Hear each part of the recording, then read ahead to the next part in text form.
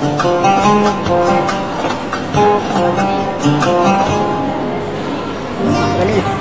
ديري بالك على حالك، وديري بالك على الولد اللي جبناه بالحرام وربيه تربيته ولاد حلال. لميس انت روحي اي مسلسل تركي وده بلاش سوري والتم ما عرفان وين بده يروح. عم يقولوا انه بدهم يقصفوا الشام يا يحيى. يقصفوا دون، يقصفوا عربين، يقصفوا كل الشام، المهم يقصفوا بيت لورا واسعة مشان تضل عم تجيب لنا مسلسلات تركية وتلهي هالناس. لك ليش عم تصور بس عيني؟ صورني كلي وخلصنا. هذا مسلسل سياحي مشان السياحة التركية، ان شاء الله فكروا دراما. انت بدنا نسوق المسلسل. فكرته اخراج زهير قنوع. لك شو هاي؟ ضلوا السوريين يحضروا مسلسلات تركية حتى صاروا كلهم بتركيا. منيح ما ضلوا عم يحضروا مسلسلات مكسيكية كانوا صاروا بالمكسيك. واللي حارق قلبي يا يحيى انه كله قاعد باكسراي بده يروح عن طريق البحر لاوروبا، يعني حتى بتركيا ما بدهم يقعدوا مو عاجبتهم. لما انا تقوصت باخر حلقة الشعب العربي كله حكى فيني، بس الشعب السوري كله مات وما حدا عم يحكي بأمره. الله يخلينا الام بي سي.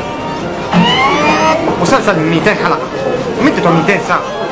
لو كل واحد بالشعب العربي قرا له كلمتين بهالمدة كنا تحررنا القدس واخترعنا الذرة.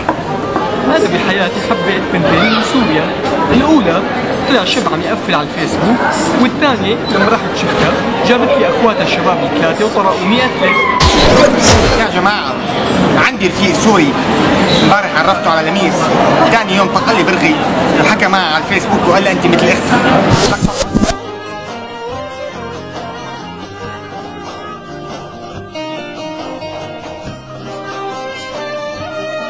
لك شو هذا؟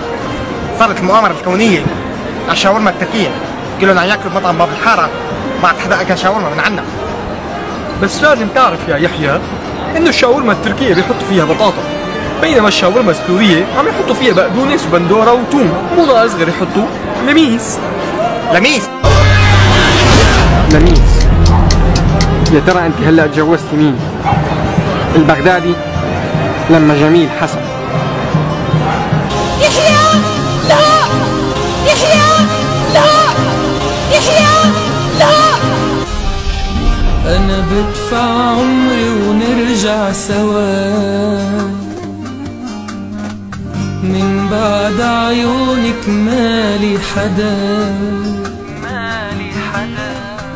يموت الكون وتبقي معي، بس ترجع لحظة كنا سوا.